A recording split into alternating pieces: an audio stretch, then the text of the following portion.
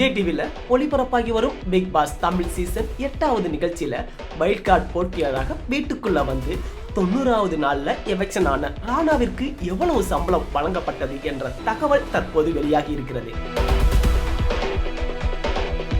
விஜய் டிவில big pass Tamil season 8வது நிகழ்ச்சி கடந்த அக்டோபர் 6ஆம் தேதி தொடங்கப்பட்டது.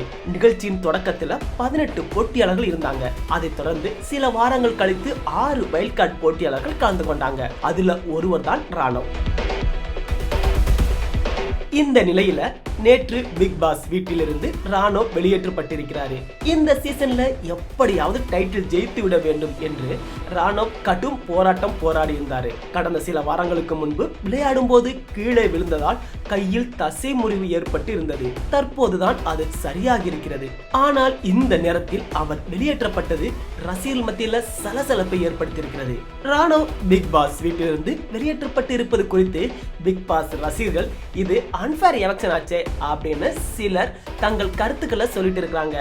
இதற்கிடையில தான் பிக் பாஸ் வீட்டிற்குள்ள ராணவ் 69 நாட்கள் இருந்ததற்கு அவருக்கு எவ்வளவு சம்பளம் கிடைத்தது என்ற தகவல் சமூக வலைத்தளங்கள்ல வெளியாகியிருக்கிறது.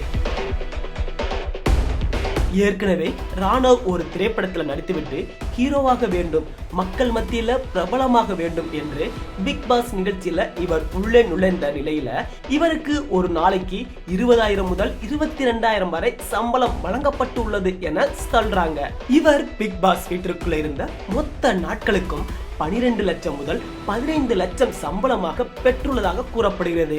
அதே போல பிக் பாஸ் வீட்டிற்குள்ள லேட்டா வந்தாலும் வெயிட்டான சம்பளத்தோடு ராணவ் வெளியேறியிருக்கிறாரு. இன்னும் 2 வாரங்கள் இவர் உள்ளே இருந்திருந்தால் டைட்டில் பணத்தை விடவும் இவருக்கு சம்பளம் அதிகமாக கிடைத்திருக்கும். ராணவ் வாங்கிய சம்பளம் குறித்து விஜய் டிவி தரப்பிலோ பிக் பாஸ் தரப்பிலோ எந்த ஒரு அதிகாரப்பூர்வ தகவலும் இதுவரைக்கும் தெரிவிக்கவில்லை.